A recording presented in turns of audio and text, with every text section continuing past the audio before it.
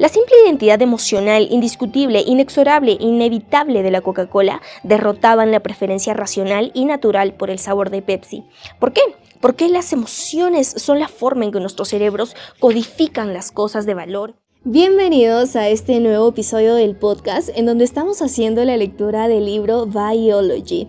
Así que si quieres disfrutarlo completo, termina de escucharlo. Para mí, todo comenzó con el artículo central de uno de los números de la revista Forbes titulado En busca del botón de compra, el cual leí durante uno de esos vuelos típicos de un día entero de duración. El reportaje señalaba lo que sucedía en un pequeño laboratorio de Greenwich, Inglaterra, donde un investigador de mercados había unido fuerzas con un científico estudioso de la cognición con el objetivo de observar el cerebro de 8 mujeres jóvenes, mientras veían un programa de televisión durante el cual aparecían media docena de anuncios de varios productos, chocolates Kit Kat, vodka y automóviles, entre otros. Mediante una técnica conocida como tipografía de estado estable, SST, la cual mide la actividad eléctrica del cerebro y se asemeja, como descubrí después, a un flexible gorro de baño negro de los locos años 20. El científico y el investigador se habían concentrado en una secuencia de trazos delgados que se entrecruzaban en una pantalla de ordenador como dos serpientes en una danza de apareamiento. Solo que no eran serpientes, sino ondas cerebrales, las cuales se medían en tiempo real a intervalos de milisegundos mientras las voluntarias veían los spots. Un pico abrupto en la corteza prefrontal izquierda de una de las mujeres podía significar que los chocolates Kit Kat le agradaban o le apetecían. Una caída abrupta más adelante podía hacerle pensar al neurólogo que lo último que la mujer querría en el mundo sería un trago de vodka con hielo. Las ondas cerebrales, calibradas por SST, son como los francotiradores. No dudan, no se detienen, no titubean, no ceden a las presiones de grupo, no esconden su vanidad ni dicen lo que creen que la persona del otro lado de la mesa desea oír. No, al igual que la resonancia magnética funcional, la SST era el no va más al respecto a la mente humana. No existía una tecnología más avanzada que esa. En otras palabras, las imágenes cerebrales podrían desvelar verdades que medio siglo de investigación de mercados, grupos de discusión o encuestas de opinión ni siquiera estaban cerca de lograr. Hasta el punto me entusiasmó lo que leí, que casi oprimo el botón para comentarlo con la auxiliar de vuelo. Como mencioné anteriormente, 8 de cada 10 productos lanzados en Estados Unidos están condenados al fracaso. En 2005, 156.000 nuevos productos debutaron a nivel mundial, lo cual equivale a un lanzamiento cada 3 minutos. Según EXP Marketing Group, cerca de 21.000 nuevas marcas irrumpen en el mercado cada año en el mundo entero. Y no obstante, la historia nos dice que, salvo unas cuantas, las demás han desaparecido de los anaqueles al año siguiente. Solo en productos de consumo, el 52% de la totalidad de marcas recién llegadas y el 75% de todos los productos fracasan. Las cifras son bastante sombrías. Me di cuenta de que los estudios del cerebro podían identificar los productos con mayor probabilidad de triunfar al revelar los centros de gratificación de los consumidores y señalar aquellos esfuerzos de marketing y publicidad más estimulantes, atrayentes o inolvidables, y los más tediosos, desalentadores, angustiantes o peor aún, poco memorables. La investigación de mercado no desaparecería, pero estaba a punto de tomar asiento en la mesa de la neurociencia y de paso asumir una apariencia más inteligente. En 1975, el caso de Watergate todavía escandalizaba a Estados Unidos. La televisión en color hacía su debut en Australia, Bruce Springsteen lanzaba su Born to Run y los ejecutivos de Pepsi Cola Company decidían lanzar un experimento altamente publicitado denominado el Reto Pepsi. Era muy sencillo. Cientos de representantes de Pepsi montaban mesas en los centros comerciales y supermercados de todas partes del mundo y entregaban 2 vasos sin marcar a todos los hombres, mujeres y niños que se detenían a ver a qué se debía tanto revuelo. Uno de los vasos contenía Pepsi y el otro Coca-Cola. Las personas debían decir cuál preferían. Si todo salía como esperaban, Pepsi podría finalmente arrebatarle a Coca-Cola un trozo importante del dominio de la larga duración de la industria de las bebidas no alcohólicas en Estados Unidos, la cual en su totalidad representaba $68.000 millones. Cuando el departamento de marketing de la compañía finalmente terminó de analizar los resultados, los ejecutivos quedaron complacidos, aunque perplejos. Más de la mitad de los voluntarios afirmaron preferir el sabor de Pepsi al de Coca-Cola. ¡Aleluya!, ¿verdad? La lógica decía que Pepsi tendría que estar desbancando a Coca-Cola en todos los lugares del globo, pero no era así. No tenía sentido. En 2005, Malcolm Gladwell planteó a Blink Inteligencia Intuitiva su libro Superventas, una respuesta parcial. El reto Pepsi era una prueba de un sorbo, lo que se conoce en la industria de las bebidas gaseosas como un sondeo en centros de afluencia, CLT en sus siglas en inglés. Cita a Carol Dollard, una ex ejecutiva de desarrollo de nuevos productos de Pepsi, quien explica la diferencia entre beber un sorbo de una bebida gaseosa en un vaso e ingerir una lata completa. Cuando toman un sorbo, las personas tienden a preferir el producto más dulce, Pepsi en este caso, pero cuando beben una lata completa siempre está el fantasma de la posible elevación del azúcar en la sangre. Según Gladwell, esa es la razón por la cual Pepsi salió ganador en la prueba de degustación, pero Coca-Cola continuó liderando el mercado. Sin embargo, en 2003, el Dr. Reed Montague, director del laboratorio de neuroimágenes de Baylor College of Medicine en Houston, decidió explorar más a fondo los resultados del experimento. 28 años después del reto original de Pepsi, repitió el estudio, esta vez con la ayuda de la resonancia magnética funcional para medir los cerebros de 67 participantes. Primero les preguntó a los voluntarios si preferirían Coca-Cola o Pepsi, o si no tienen preferencias algunas. Los resultados concordaron casi perfectamente con los hallazgos del experimento original. Más de la mitad de los individuos manifestaron una preferencia clara a favor de Pepsi, y sus cerebros lo confirmaron. Mientras bebían el sorbo de Pepsi, estos voluntarios totalmente diferentes de los estudios original registraron un incremento de la actividad en el putamen ventral, una región del cerebro que se estimula ante un sabor agradable. Interesante, aunque nada dramático, hasta que se realizó un hallazgo fascinante en la segunda etapa del experimento. La segunda vez, el Dr. Montague decidió permitir que los individuos vieran cuál de las dos bebidas degustarían antes de hacer la prueba. Resultado, el 75% de los participantes afirmaron su clara preferencia por Coca-Cola. Además, Montague también observó un cambio en la localización de la actividad cerebral. Además de activarse el putamen ventral, se producía un aumento del flujo sanguíneo en la corteza prefrontal interna, una porción del cerebro encargada, entre otras funciones, del pensamiento y discernimiento. Todo esto llevó al Dr. Montague a concluir que había dos zonas del cerebro comprometidas en una lucha de fuerzas entre pensamiento racional y el emocional, y que durante ese milisegundo de lucha y decisión, las emociones se sublevaban como soldados amotinados para vencer la preferencia racional a favor de Pepsi, y era en ese preciso instante en que vencía a Coca-Cola. Todas las asociaciones positivas que los individuos tenían con respecto a Coca-Cola, su historia, su logotipo, su color, su diseño y su fragancia, sus recuerdos de infancia, los anuncios impresos y televisados aparecidos a lo largo de los años, la simple identidad emocional, indiscutible, inexorable e inevitable de la Coca-Cola, derrotaban la preferencia racional y natural por el sabor de Pepsi. ¿Por qué? Porque las emociones son la forma en que nuestros cerebros codifican las cosas de valor, y una marca que nos compromete emocionalmente, valga el ejemplo de Apple, Harley Davidson y L'Oreal para comenzar, vence una y otra vez. El hecho de que el estudio del Dr. Montague demostrara un vínculo científico concluyente entre la marca y el cerebro tomó por sorpresa a la comunidad científica. Y podemos estar seguros de que también despertó a los anunciantes. Una ventana nueva pero fascinante a través de la cual observar nuestros patrones de pensamiento y nuestros procesos de decisión estaban a unos sorbos más cerca de convertirse en realidad. Al poco tiempo del estudio de Coca-Cola y Pepsi, se realizó una nueva tentativa en el neuromarketing semejante y no menos contundente.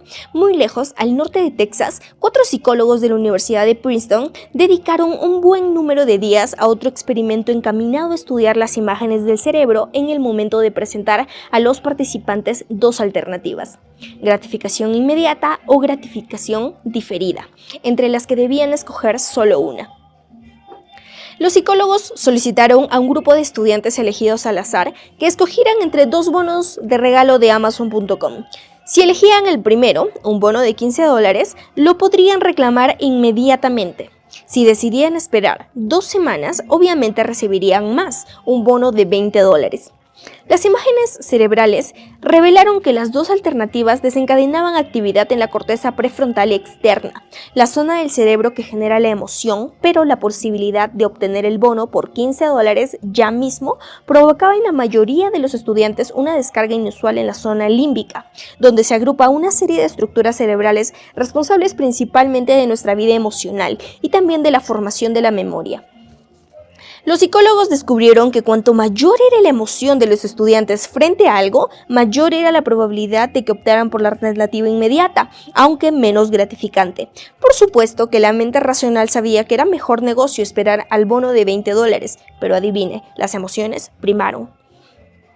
También los economistas desean comprender las decisiones fundamentales que nos llevan a actuar como lo hacemos. Aunque la teoría económica puede ser bastante sofisticada, ha tropezado con obstáculos semejantes a los que se enfrentan la publicidad. La investigación financiera y económica ha entrado en un callejón sin salida, explica Andrew Lo, quien dirige el Alpha Simplex Group, una firma de hedge funds de Cambridge, Massachusetts. Debemos penetrar dentro del cerebro para comprender cómo toma las decisiones el ser humano. Al igual que la investigación de mercados, los modelos económicos se basan en la premisa de que las personas se comportan de una manera previsiblemente racional. Pero repito, lo que comienza a perfilarse en el mundo embrionario de las imágenes cerebrales es que nuestras emociones influyen poderosamente en cada una de nuestras decisiones. De ahí el interés por la neuroeconomía, que estudia cómo el cerebro toma las decisiones financieras. Gracias a la resonancia magnética funcional, hemos podido abrir una ventana sin precedentes para conocer el impacto de las emociones, como la generosidad, la codicia, el miedo y el bienestar, sobre las decisiones económicas. Así lo confirmó George Lowenstein, economista conductual de la Universidad de Carnegie Mellon. Los procesos automáticos y no el pensamiento deliberado dominan la mayor parte del cerebro.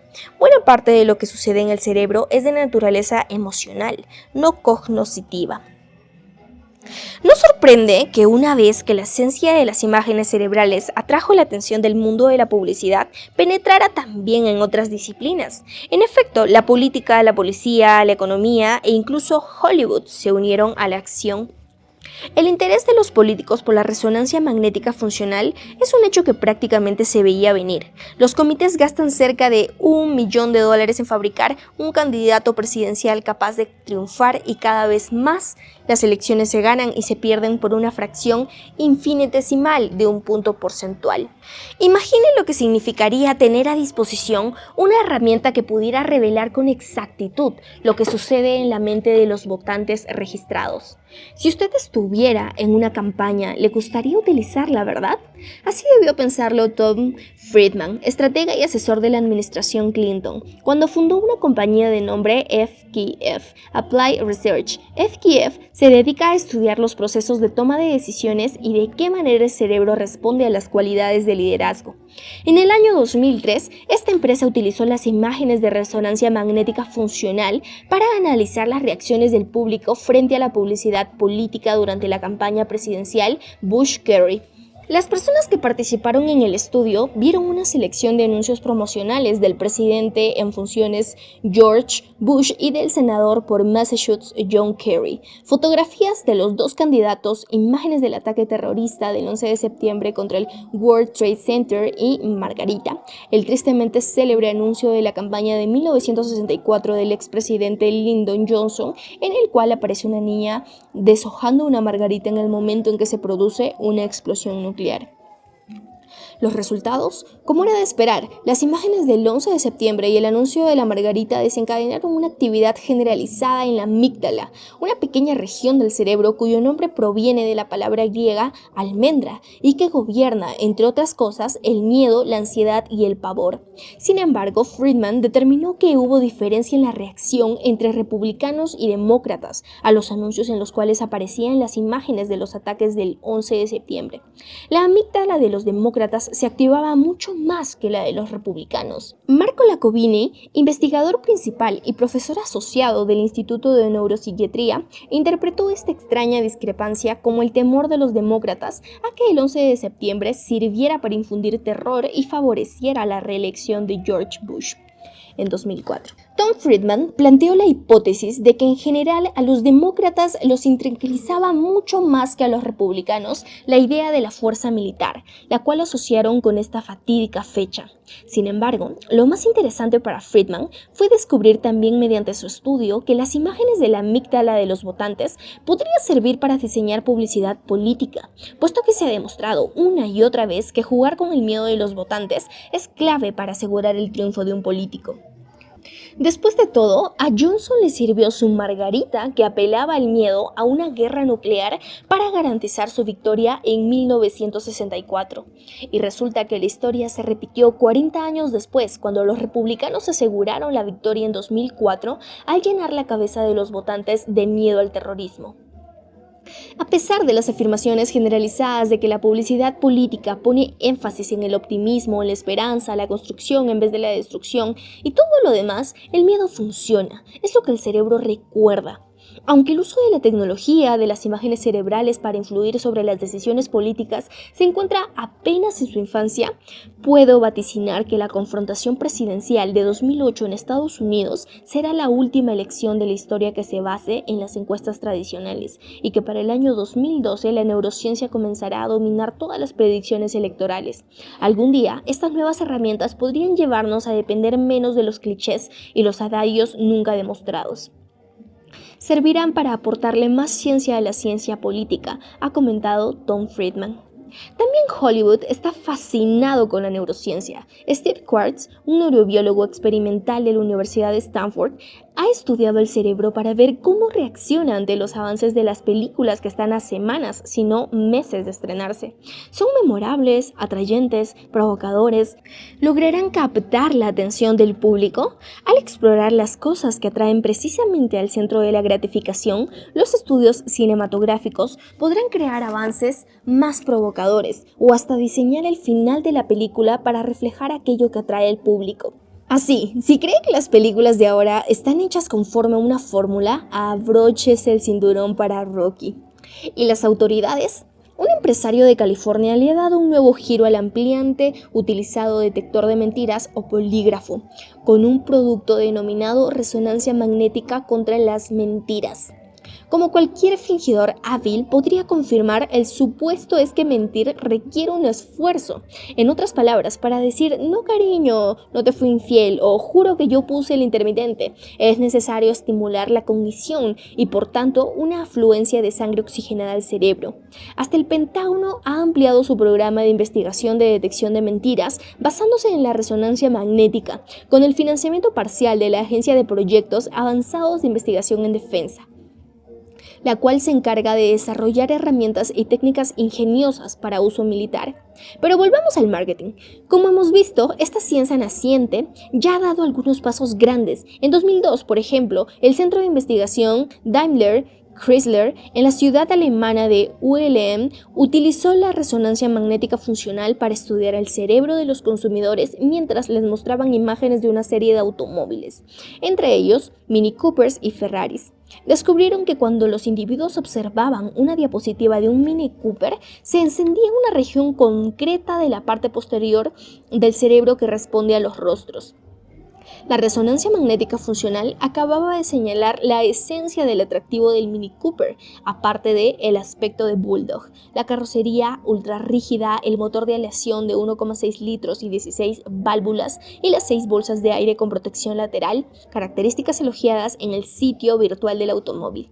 En el cerebro de los sujetos del estudio, el Mini Cooper se registraba como un rostro adorable, era una personita alegre, un Bambi sobre 4 ruedas, un Pikachu con tubo de escape, provocaba pellizcarle sus regordetas mejillas de metal antes de subirse a él y arrancarlo.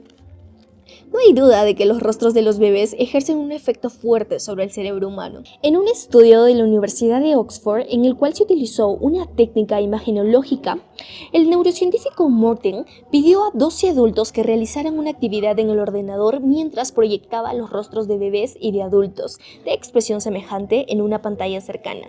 Según Scientific American, aunque los voluntarios finalmente procesaron los rostros con las regiones del cerebro que normalmente realizan esa función, todos los participantes mostraron una reacción clara y precoz solo a los rostros de los bebés.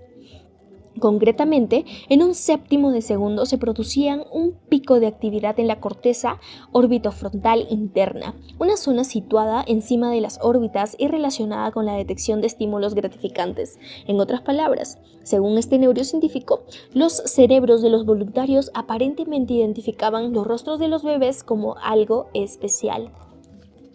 Posteriormente vino una revelación más curiosa aún. Los investigadores de Daimler Chrysler proyectaron las imágenes de 66 automóviles diferentes a una docena de hombres mientras sometían sus cerebros a la resonancia magnética funcional. Esta vez los automóviles deportivos estimularon la región del cerebro asociada con la gratificación y el refuerzo. Según afirmó Henry Walter, psiquiatra y neurocientífico integrante del equipo de investigadores. ¿Y qué es generalmente lo más gratificante para un hombre? El sexo. Al parecer, de la misma manera que los pavos reales atraen a las hembras con la iridiscencia de sus plumas, los hombres del estudio, en su subconsciente, buscaban atraer al sexo opuesto con los automóviles deportivos pegados al suelo, sus motores ruidosos y sus accesorios cromados. Walter llevó su explicación un poco más allá y dijo que de la misma manera que las aves hembras rechazaban a los machos de plumaje escaso, el equivalente de la calvicie, y prefieren al macho más emparejado y vistoso, porque el largo y brillo del plumaje se correlacionan directamente con el vigor, la virilidad y el estatus social del pavo real. También las mujeres prefieren a los hombres que conducen automóviles deportivos ostentosos y veloces. Si el animal es fuerte y exitoso, puede darse el lujo de gastar energía en algo tan inútil, señala Walter. Esencialmente, la neurociencia reveló lo que yo siempre había creído, que las marcas no son únicamente productos reconocibles envueltos en diseños atractivos al ojo. Sin embargo, todas las